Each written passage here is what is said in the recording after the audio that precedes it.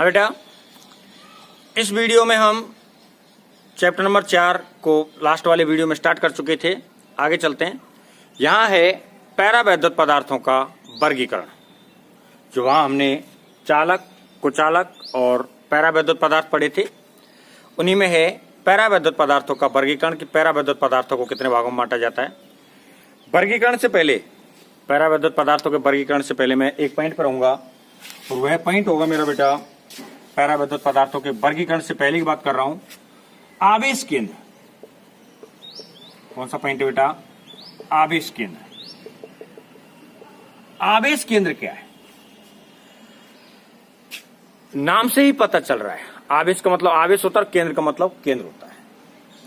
किसी भी निकाय में, जैसे यह कोई निकाय है, यहाँ plus plus minus minus minus plus, इधर तो डेंसिटी ज्यादा मान लेता हूं, प्लस माइनस प्लस, यहां ऐसे कम डेंसिटी। तो इस निकाय के संपूर्ण आवेश को एक निश्चित बिंदु पर केंद्रित माना जा सके। इस निकाय का कंप्लीट आवेश निकालो तो वो धन आवेशित है या ऋण आवेशित है ना।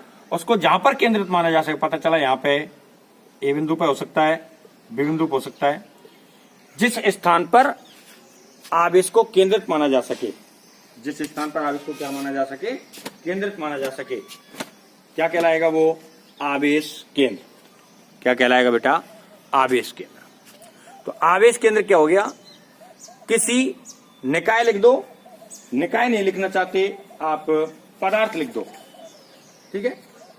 पदार्थ लिख दो। किसी पदार्थ में उपस्थित वह बिंदु, किसी पदार्थ में उपस्थित वह बिंदु जिस पर उसके समस्त आवेश को केंद्रित माना जाता है। किसी पदार्थ में उपस्थित वह बिंदु जिस पर उसके समस्त आवेश को क्या माना जाता है? केंद्रित माना जाता है। कौन सा केंद्र कहलाता है बेटा? आवेश केंद्र। कौन सा केंद्र कहलाता है? आवेश केंद्र कहलाता है ना? आवेश केंद्र कहलाएगा। अब आवेश चूंकि दो प्रकार के होते हैं। आवेश कितने प्रकार के होते हैं? दो प्रकार के। एक होता है धन आवेश और एक कौन सा होता है? ऋण आवेश। तो एक तो क्या हो गया? धन आवेश का केंद्र। एक तो कौन सा केंद्र बन जाएगा? धनावेश का केंद्र। और एक कौन सा हो जाएगा? ऋणावेश का केंद्र। आवेश कितने प्रकार के होते हैं? दो प्रकार के होते हैं। तो इसके कारण यहाँ जो केंद्र बनेगा वो भी कितने प्रकार का बन जाएगा? दो प्रकार का। एक तो धनावेश का केंद्र हो गया और एक कौन सा हो गया? ऋणावेश का केंद्र, है ना? एक तो धनावेश का केंद्र और एक कौन सा है? ऋण आवेश का केंद्र है। तो आवेश केंद्र क्या हो गया? परिभाषा को फिर से देख लें एक बार। क्या लिख सकते हैं? आवेश केंद्र ऐसा बिंदु जिस पर पदार्थ के समस्त आवेश को केंद्रित माना जा सकता है। ऐसा बिंदु जिस पर पदार्थ के समस्त आवेश को क्या माना जा सकता है? केंद्रित माना जा सकता है। कौन सा केंद्र कहलाता है या कौन सा बिंदु कहलाता है? आवेश केंद्र, है ना? ऐसा बिंदु जिस पर पदार्थ के समस्त आवेश को केंद्रित माना जा सकता है, आवेश केंद्र कहलाता है। या ऐसे लिख दो, पदार्थ के अंदर उपस्थित वह बिंदु जिस पर उसके समस्त आवेश को केंद्रित माना जाता है, क्या कहलाता है? आवेश केंद्र। ठीक बेटा? आवेश केंद्र आवेश के अनुसार दो भागों में बढ़ते। एक होता है धन आवेश का केंद्र और एक होता है ऋण आवेश का केंद्र। धन आवेश का केंद्र क्या हो गया? वह बिंदु जिस पर पदार्थ के समस्त धन आवेश को केंद्रित माना जाता है। कौन सा केंद्र कहलाएगा? धन आवेश का केंद्र। और ऋण आवेश का केंद्र क्या हो जाएगा? वह बिंदु जहां पर समस्त ऋण आवेश को केंद्रित माना जाता है। कौन सा केंद्र कहलाएगा? ऋण आवेश का केंद्र, है ना बेटा? तो इस प्रकार से सबसे पहले मैंने आवेश केंद्र बताया, क्योंकि ये जो आवेश केंद्र है इसका काम अपने पैरावैद्युत पदार्थों के वर्गीकरण में बहुत अच्छे तरीके से आ रहा है। तो अब मैं यहां पर आ रहा हूं, मैं मेनली अपने टॉपिक पर। तो यहां मेन टॉपिक में किसका वर्गीकरण करना है बेटा? पैरावैद्युत पदार्थों का। तो पैरावैद्युत पदार्थों को दो भागों में बांटा जाता है। पैरावैद्युत पदार्थों को कितने भागों में बांटा जाता है? दो भागों में, है ना? तो पैरावैद्युत पदार्थों को दो भागों में बांटा जाएगा।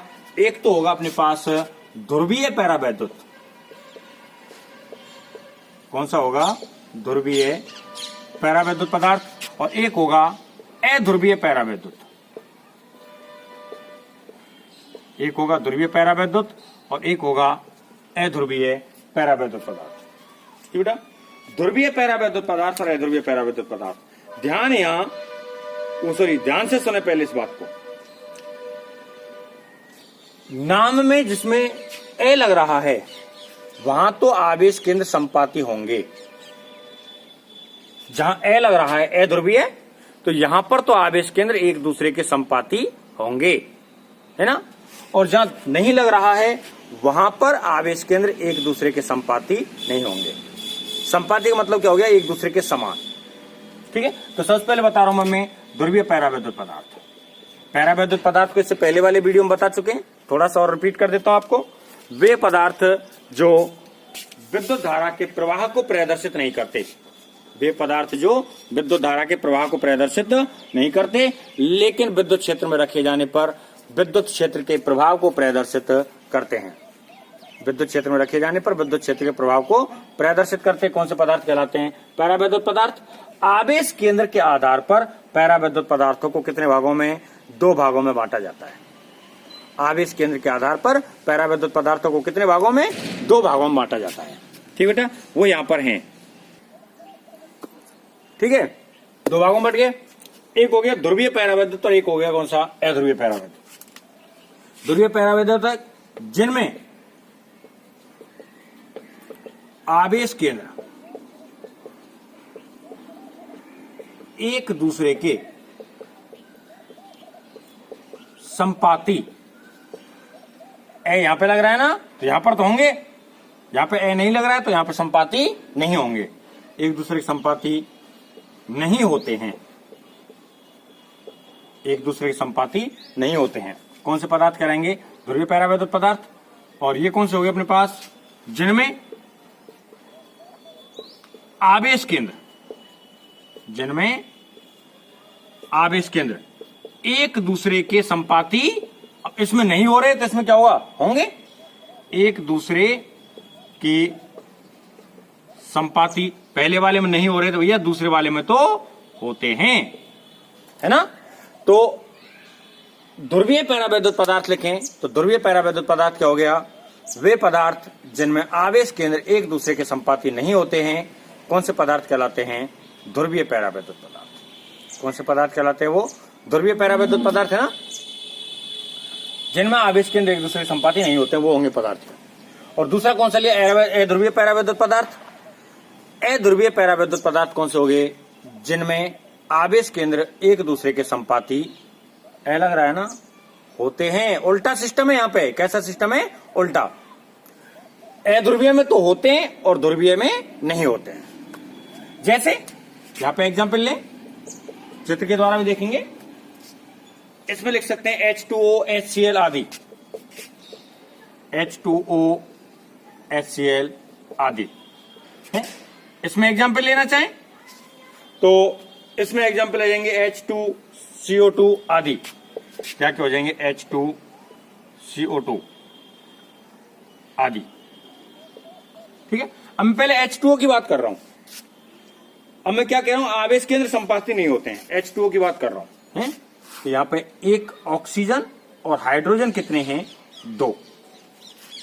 H2O के एक अणु में ऑक्सीजन कितना है, 1, और हाइड्रोजन कितने हैं, 2, है ना। तो देखो क्या हो गया, इन्होंने ग्रुपिंग कर ली, ऐसा कर लो यहां से, इतना ही बहुत है, ग्रुपिंग कर ली, क्या कर लिया यहां से, ग्रुपिंग, है ना। तो अब देखो ऊपर तो कौन सा है, माइनस, H इस पर प्लस है और इस पर भी क्या है, प्लस।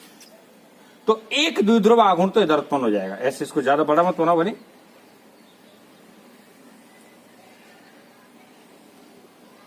एक द्विध्रुव आघूर्ण तो यहां उत्पन्न हो जाएगा इधर। और द्विध्रुव आघूर्ण की दिशा मैंने आपको बताई थी कहां होती है, माइनस से प्लस की ओर। तो एक द्विध्रुव आघूर्ण P1 तो यहां उत्पन्न हो गया और दूसरा द्विध्रुव आघूर्ण P2 यहां उत्पन्न हो गया। अब आवेश केंद्र संपाती कैसे नहीं है, सपोज दैट मेरे ध्यान करें, इसका नंबर 1 दे दिया, इसका नंबर 2 दे दिया, इसका नंबर 3 दे दिया, तो कन्फर्म है 1 नंबर पर तो हाइड्रोजन ही रहेगा।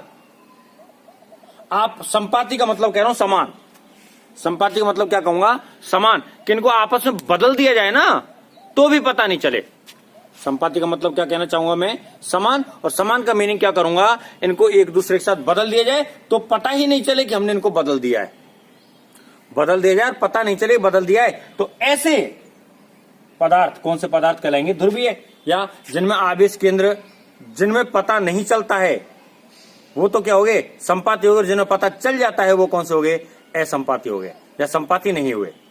तो यहां पर संपाती है नहीं, देखो 1 2 3, तो 2 को और 1 बदल के देखे नहीं बदल सकते। तो इसका तात्पर्य क्या हो गया, यहां पर ये पदार्थ कौन सा हो जाता है, अध्रुवीय पदार्थ। कौन सा पदार्थ हो जाता है, ये अध्रुवीय पदार्थ। HCl का लेके चले, यहाँ Cl ले लो माइनस में और यहाँ H ले लो प्लस में। एक Cl अणु और एक क्या है, हाइड्रोजन अणु है, तो HCl बन गया। यहाँ जो विद्युत द्विध्रुव है ऐसे उत्पन्न हो जाएगा। तो ये अब यहाँ पे मैं 1 नंबर दे रहा हूँ, यहाँ पे 2 नंबर दे रहा हूँ। क्या 1 को 2 की जगह, 2 की 1 की जगह लिख सकता हूँ भाई? Cl को H की जगह पे या H को Cl की जगह पे लिख सकता हूँ क्या? नहीं लिख सकता, है ना। तो इसका मतलब क्यों नहीं लिख सकता, क्योंकि इनके आवेश केंद्र एक दूसरे कैसे संपाती हैं। तो ये क्या हो गया अपने पास, क्या हो गया, ये अपने आप में कह सकता हूं अपने पास ध्रुवीय पैराविद्युत पदार्थ प्राप्त हुए। इसी प्रकार से अध्रुवीय पैराविद्युत पदार्थ, अध्रुवीय पैराविद्युत पदार्थ में कहूंगा H2 में 2 हाइड्रोजन क्या है, एक H प्लस और दूसरा भी क्या है, H प्लस। लो अब मैं इसको 1 नंबर कहूं या इसको 2 नंबर कहूं, इसको 2 नंबर कहूं या इसको 1 नंबर कहूं, कोई अंतर नहीं है। तो इस प्रकार के पदार्थ पहले वाले को दूसरे वाले की जगह पे, दूसरे वाले को पहले वाले की जगह पे परिवर्तित करके लिखा जा सकता है। तो ये पदार्थ कौन से हो गए, अध्रुवीय पैराविद्युत पदार्थ। कौन से पदार्थ हो गए बेटा, अध्रुवीय पैराविद्युत पदार्थ। इसमें क्या हो गया, ऑक्सीजन के 2, C का 1, किसी को कहीं पे लिख दो कोई फर्क नहीं पड़ता, ठीक है। तो ऐसे पदार्थ, ये तो क्या हो गया H2 और ये क्या हो गया CO2। तो ऐसे पदार्थ कौन से पदार्थ कहलाएंगे अपने पास, अध्रुवीय पैराविद्युत पदार्थ। ठीक बेटा, तो 2 प्रकार के पदार्थ अपने यहां काम में ले चुके हैं, ध्रुवीय पैराविद्युत पदार्थ और अध्रुवीय पैराविद्युत पदार्थ।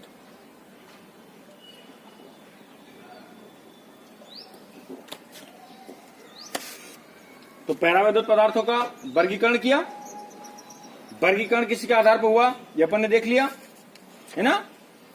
वर्गीकरण किसके आधार पर हुआ है, इनका वर्गीकरण किया गया है आवेश केंद्र के आधार पर। आवेश केंद्र क्या होता है, जहां आवेश केंद्र क्या हो गया बेटा, जहां पर समस्त आवेश को केंद्रित माना जा सकता है, क्या कहलाता है, आवेश केंद्र। तो इसी के आधार पर पैराविद्युत पदार्थ को 2 भागों में बांटा, ध्रुवीय पैराविद्युत पदार्थ, वे पैराविद्युत पदार्थ या ऐसे पैराविद्युत पदार्थ जिनके आवेश केंद्र एक दूसरे के संपाती नहीं होते हैं, ध्रुवीय पैराविद्युत पदार्थ कहलाते हैं। अर्थात वे पदार्थ जिनमें धन आवेश और ऋण आवेश के केंद्र एक समान ना होकर के अलग अलग होते हैं। धन आवेश और ऋण आवेश के केंद्र एक समान ना होकर के कैसे होते हैं, अलग अलग होते हैं। कौन से पदार्थ कहलाते हैं, ध्रुवीय पैराविद्युत पदार्थ। जैसे अपन ने लिखा H2O HCl आदि। अगला रहेगा अध्रुवीय पैराविद्युत पदार्थ, वे पदार्थ जिनमें आवेश केंद्र एक दूसरे के संपाती रहते हैं, एक दूसरे के समान रहते हैं, है ना। अर्थात धनावेश और ऋणावेश के केंद्र एक दूसरे के साथ परिवर्तित किए जाते हैं, एक ही होते हैं। कौन से पदार्थ कहलाते हैं, अध्रुवीय पैराविद्युत पदार्थ। अब यह एक छोटा सा पॉइंट और आएगा, ध्रुवीय पैराविद्युत पदार्थों का ध्रुवण और दूसरा रहेगा अध्रुवीय पैराविद्युत पदार्थों का ध्रुवण। ठीक बेटा, ध्रुवीय पैराविद्युत पदार्थों का ध्रुवण और अध्रुवीय पैराविद्युत पदार्थों का ध्रुवण। पहले मैं बात कर रहा हूं, यहाँ एक चित्र बना रहा हूं विद्युत क्षेत्र की अनुपस्थिति में। यह एक मैंने पदार्थ लिया है, ठीक है। यहाँ पर E का मान तो क्या है, 0, यानी कि विद्युत क्षेत्र उपस्थित नहीं है। तो यहाँ पर विद्युत द्विध्रुव कैसे व्यवस्थित रहेंगे, अनियमित रूप से। कैसे व्यवस्थित रहेंगे, अनियमित रूप से, है ना।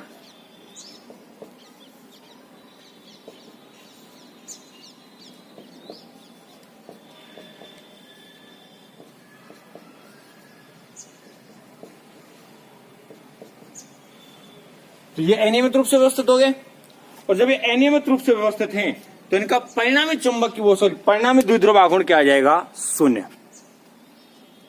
जब ये अनियमित रूप से व्यवस्थित हैं तो इनका परिणामी द्विध्रुव आघूर्ण क्या हो जाएगा, 0 हो जाएगा। जैसे ही इन पदार्थों को प्रबल विद्युत क्षेत्र में रखा जाएगा, विद्युत क्षेत्र आरोपित कर दिया जाएगा। क्या आरोपित कर दिया जाएगा, विद्युत क्षेत्र। तो विद्युत क्षेत्र आरोपित करते ही क्या हो जाएगा, देखो ये जैसे यहाँ पे प्लस और माइनस विद्युत क्षेत्र लगा दिया, यानी कि यहाँ पे एक तरफ तो प्लस का क्षेत्र लगेगा और एक तरफ कौन सा आवेश आ जाएगा, माइनस का। तो अब देखो प्लस प्लस में कौन सा बल लगेगा, प्रतिकर्षण, और माइनस प्लस में कौन सा बल लगेगा, आकर्षण। तो ये जो प्लस वाला है ये तो इससे दूर भागेगा और माइनस वाला इसके पास आएगा, तो ये minus plus minus plus minus plus और माइनस प्लस, ये पीछे वाले को हटाओ यहां से, इतना ही बहुत है। Minus plus minus plus minus plus minus plus minus plus और माइनस प्लस, है ना। तो इस प्रकार से जब इनको विद्युत क्षेत्र की अनुपस्थिति में रखा जाता है, जब इनको कहां रखा जाता है, विद्युत क्षेत्र की अनुपस्थिति में, तो इनके विद्युत द्विध्रुव अनियमित रूप से व्यवस्थित रहते हैं, जैसे आपको पहले दर्शाया है। कैसे व्यवस्थित रहते बेटा, अनियमित रूप से, है ना। और जैसे ही इनको प्रबल विद्युत क्षेत्र में रख दिया जाता है, विद्युत क्षेत्र लगा दिया जाता है, तो इनके अणु विद्युत क्षेत्र की दिशा में संरेखित हो जाते हैं। इनके अणु क्या हो जाते हैं, विद्युत क्षेत्र की दिशा में संरेखित हो जाते हैं, जिसके कारण एक स्थायी द्विध्रुव आघूर्ण उत्पन्न हो जाता है। यहां पर द्विध्रुव आघूर्ण का मान क्या रहेगा, 0, और यहां पर द्विध्रुव आघूर्ण उपस्थित रहेगा, विद्युत क्षेत्र उपस्थित रहेगा, है ना। द्विध्रुव आघूर्ण भी है और विद्युत क्षेत्र भी है। तो ऐसे या इस घटना को क्या कहते हैं, ध्रुवण कहते हैं। इस घटना को क्या कहते हैं बेटा, ध्रुवण। अब चूंकि पैराविद्युत पदार्थ दो प्रकार के हैं, पैराविद्युत पदार्थ कितने हैं, दो प्रकार के, तो ध्रुवण भी दो प्रकार का हो जाएगा। ध्रुवीय पैराविद्युत पदार्थों का ध्रुवण और एक अध्रुवीय पैराविद्युत पदार्थों का ध्रुवण। तो मेरी एक बात ध्यान से सुन ले, ध्रुवण तो दोनों का एक ही प्रकार से होगा, बस अध्रुवीय पैराविद्युत में तो अध्रुवीय पैराविद्युत पदार्थ लिख दिया जाएगा और ध्रुवीय पैराविद्युत में ध्रुवीय पैराविद्युत पदार्थ लिख दिया जाएगा, है ना। तो अपना मेन हेडिंग क्या हो गया, पैराविद्युत पदार्थ। पहले इसको समझा देता हूं, चलो फिर लिखना क्या है। ध्रुवण में जैसे मैं ध्रुवीय पैराविद्युत पदार्थ का लिख रहा हूं, तो ध्रुवीय पैराविद्युत पदार्थों के अणु विद्युत क्षेत्र की अनुपस्थिति में, यानी ऊपर वाले पार्ट में अध्रुवीय पैराविद्युत पदार्थों के अणु विद्युत क्षेत्र की अनुपस्थिति में, जो ऊपर बताया गया है, अनियमित रूप से व्यवस्थित रहते हैं, जिनके कारण इनके द्विध्रुव आघूर्ण का मान शून्य हो जाता है। यानी यहाँ विद्युत क्षेत्र नहीं है और विद्युत क्षेत्र नहीं है, तो इसके अणु कैसे रहेंगे, अनियमित रूप से व्यवस्थित रहेंगे, जिसके कारण इनके द्विध्रुव आघूर्णों का मान क्या हो जाता है, शून्य हो जाएगा। द्विध्रुव आघूर्णों का मान क्या हो जाएगा, शून्य हो जाएगा। लेकिन जैसे ही इन पदार्थों को, मैंने क्या बोला है दोबारा सुनो, ध्रुवीय पैराविद्युत पदार्थों के अणु विद्युत क्षेत्र की अनुपस्थिति में अनियमित रूप से व्यवस्थित रहते हैं। जैसे ही इन पदार्थों को विद्युत क्षेत्र में रखा जाता है, या विद्युत क्षेत्र की अनुपस्थिति में अनियमित रूप से व्यवस्थित रहते हैं, जिसके कारण इनके द्विध्रुव आघूर्ण का मान शून्य हो जाता है। जैसे ही इन पदार्थों को विद्युत क्षेत्र में रखा जाता है, इनके अणु विद्युत क्षेत्र की दिशा में संरेखित हो जाते हैं या व्यवस्थित हो जाते हैं, जिससे एक स्थायी द्विध्रुव आघूर्ण उत्पन्न हो जाता है। इस घटना को ध्रुवीय पैराविद्युत पदार्थों का ध्रुवण कहते हैं, है ना। अब मेरे को किसका लिखना है, अध्रुवीय का। किसका लिखना है, अध्रुवीय का। भैया चित्र तो दोनों में ही बनेंगे और दोनों में यही चित्र बनेंगे। जब मैं ध्रुवीय पैराविद्युत का लिख रहा हूं तो ये मैंने बना दिए चित्र, और जब मैं अध्रुवीय पैराविद्युत का लिख रहा हूं तो भी ये चित्र दोबारा बना लिए। तो अध्रुवीय पैराविद्युत पदार्थों के ध्रुवण में क्या लिखेंगे, अध्रुवीय पैराविद्युत पदार्थों के अणु, ये नाम बदलना है बस, भाषा एक दूसरे के समान रहेगी, पहले के जैसी रहेगी, है ना। तो अध्रुवीय पैराविद्युत पदार्थों के अणु, अध्रुवीय पैराविद्युत पदार्थ है, अध्रुवीय पैराविद्युत पदार्थों के अणु विद्युत क्षेत्र की उपस्थिति में, अनुपस्थिति में, विद्युत क्षेत्र की अनुपस्थिति में अनियमित रूप से व्यवस्थित रहते हैं, जिनके कारण इसके परिणामी द्विध्रुव आघूर्ण क्या हो जाते हैं, शून्य हो जाते हैं। जैसे ही इनको प्रबल विद्युत क्षेत्र में रखा जाता है, इनके अणु विद्युत क्षेत्र की दिशा में संरेखित हो जाते हैं। इनके अणु क्या हो जाएंगे बेटा, विद्युत क्षेत्र की दिशा में संरेखित हो जाते हैं। संरेखित होने के कारण, संरेखित हो गए, संरेखित होने के कारण स्थायी द्विध्रुव आघूर्ण उत्पन्न हो जाता है। इस घटना को कौन सा पदार्थ लिया था, अध्रुवीय, तो अध्रुवीय पैराविद्युत पदार्थों का ध्रुवण कहते हैं। ठीक बेटा। तो जो बच्चे अब लिखना चाहते हैं वो कैसे लिखेंगे, कैसे नहीं लिखेंगे, सबसे पहले हेडिंग डालेंगे अपन आवेश केंद्र। आवेश केंद्र क्या हो गया, वह बिंदु जिस पर किसी पदार्थ के समस्त आवेश को केंद्रित माना जा सके, आवेश केंद्र कहलाता है। लिखना चाहते हैं वो अभी पहले वाले वीडियो से आ गई है ना। हेडिंग हो गया आवेश केंद्र, तो वह बिंदु जिस पर समस्त आवेश को केंद्रित माना जा सके किसी भी पदार्थ के, आवेश केंद्र कहलाता है। आवेशों की प्रकृति के आधार पर कितने भागों में बांटे जाते हैं? 2 भागों में, एक धन आवेश का केंद्र और एक ऋण आवेश का केंद्र। आवेश केंद्र के आधार पर परावैद्युत पदार्थों को 2 भागों में बांटा जाता है। हेडिंग डाल देंगे परावैद्युत पदार्थों का वर्गीकरण, और उसमें लिखेंगे परावैद्युत पदार्थों को 2 भागों में बांटा जाता है। एक हो गया ध्रुवीय परावैद्युत पदार्थ। परावैद्युत पदार्थों को ध्रुवण उसमें बांट देंगे, 2 भागों में बांटा जाता है। ध्रुवीय परावैद्युत पदार्थ वे पदार्थ जिनमें आवेश केंद्र एक दूसरे के संपाती नहीं होते हैं, अर्थात आवेश केंद्र एक दूसरे के साथ उपस्थित नहीं रहते हैं। कौन से कहलाएंगे? वो ध्रुवीय परावैद्युत पदार्थ, जैसे H2, HCl आदि, इनके चित्र बन जाएंगे दोनों। आगे हेडिंग रहेगा ध्रुवीय परावैद्युत पदार्थों का ध्रुवण। ये एक साथ कराया मैंने तो लास्ट में समझाया जब, लेकिन ये हेडिंग पहले ध्रुवीय में अलग आएगा और अध्रुवीय में अलग आएगा। ध्रुवीय परावैद्युत पदार्थों का ध्रुवण। ध्रुवीय परावैद्युत पदार्थों के अणु विद्युत क्षेत्र की अनुपस्थिति में अनियमित रूप से व्यवस्थित रहते हैं। जैसे इनको विद्युत क्षेत्र में रखा जाता है, ये विद्युत क्षेत्र की उपस्थिति में संरेखित या विद्युत क्षेत्र की दिशा में संरेखित हो जाते हैं। प्रारंभिक अवस्था में किसी प्रकार का द्विध्रुव आघूर्ण उत्पन्न नहीं होता है, लेकिन अंत में द्विध्रुव आघूर्ण उत्पन्न हो जाता है। इस घटना को ध्रुवीय परावैद्युत पदार्थों का ध्रुवण कहते हैं। ऐसे लिख दो, ऐसे नहीं लिखना चाहते, लिख दो ध्रुवीय परावैद्युत पदार्थों के अणु विद्युत क्षेत्र की अनुपस्थिति में अनियमित रूप से व्यवस्थित रहते हैं, जिसके इनका परिणामी द्विध्रुव आघूर्ण क्या हो जाता है? 0 हो जाता है। जैसे इनको प्रबल विद्युत क्षेत्र में रखा जाता है, जैसे इनको कहाँ रखा जाता है? प्रबल विद्युत क्षेत्र में रखा जाता है। इनके अणु विद्युत क्षेत्र की दिशा में संरेखित हो जाते हैं, जिससे कि स्थायी द्विध्रुव आघूर्ण उत्पन्न हो जाता है। इस घटना को ध्रुवीय परावैद्युत पदार्थों का ध्रुवण कहते हैं। ठीक बेटा, अब आता है अपने पास अध्रुवीय परावैद्युत पदार्थों का ध्रुवण या अध्रुवीय परावैद्युत पदार्थ। तो अध्रुवीय परावैद्युत पदार्थ में क्या लिखना है? वे पदार्थ जिनमें आवेश केंद्र एक दूसरे के संपाती नहीं होते हैं, होते हैं। पहले वाले में नहीं होते, दूसरे वाले में होते हैं। कौन से कहलाएंगे? अध्रुवीय परावैद्युत पदार्थ कहलाते हैं। कौन से पदार्थ कहलाते हैं बेटा?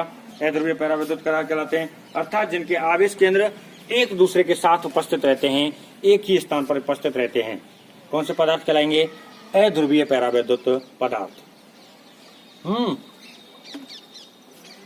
जैसे H2CO2, N2 आदि। आगे चित्र बन जाएंगे नीचे दोनों ये, फिर आएगा दोबारा से चित्र बनेंगे ये अध्रुवीय परावैद्युत पदार्थ में दोनों। अध्रुवीय परावैद्युत पदार्थों का ध्रुवण। अध्रुवीय परावैद्युत पदार्थों के अणु विद्युत क्षेत्र की अनुपस्थिति में अनियमित रूप से व्यवस्थित रहते हैं, है ना, जिसके कारण इसका परिणामी द्विध्रुव आघूर्ण 0 हो जाता है। जैसे इन पदार्थों को प्रबल विद्युत क्षेत्र में रखा जाता है, इनके अणु विद्युत क्षेत्र की दिशा में क्या हो जाते हैं? संरेखित हो जाते हैं। विद्युत क्षेत्र की दिशा में क्या हो जाते हैं? संरेखित हो जाते हैं। इस घटना को अध्रुवीय परावैद्युत पदार्थों का ध्रुवण कहते हैं। इस घटना को क्या कहते हैं बेटा? अध्रुवीय परावैद्युत पदार्थों का ध्रुवण। अब मेरी बात ध्यान से सुन लें। यहाँ आपको जो मैं बोल रहा हूँ लिखने वाले बच्चे लिख सकते हैं, आपको केवल ये सब रफ कॉपी में करना है।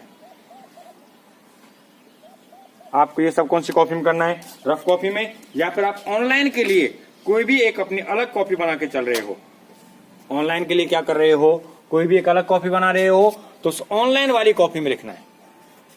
या तो आपको रफ कॉपी में लिखना है ना, या ऑनलाइन वाली कॉपी में लिखना है। लेकिन फिर से कह दूं, मुझे मेरा चैप्टर पूरा कंप्लीट चाहिए। ये मैं आपको पहले वाले वीडियो में भी कह चुका हूं, मुझे चैप्टर कंप्लीट चाहिए। तो फिजिक्स का चैप्टर आप जहां पे भी कर रहे हो, इस चैप्टर नंबर 4 को या चैप्टर नंबर 3 को, वो है स्थान या वो है कॉपी, मैं किसी भी बच्चे के घर जाके कभी भी चेक कर सकता हूं, है ना। ये आपको बता रखा है पहले भी, किसी भी बच्चे के घर पर जाके कभी भी चेक कर सकता हूं उस कॉपी को। तो आप उस रफ कॉपी में इनको उतारें और लिखें अपने हिसाब से, ठीक बेटा।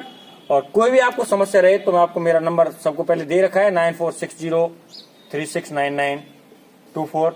इस नंबर पर संपर्क कर लें, आपकी समस्या का समाधान कर दिया जाएगा। ठीक बेटा, इस वीडियो में इतना ही।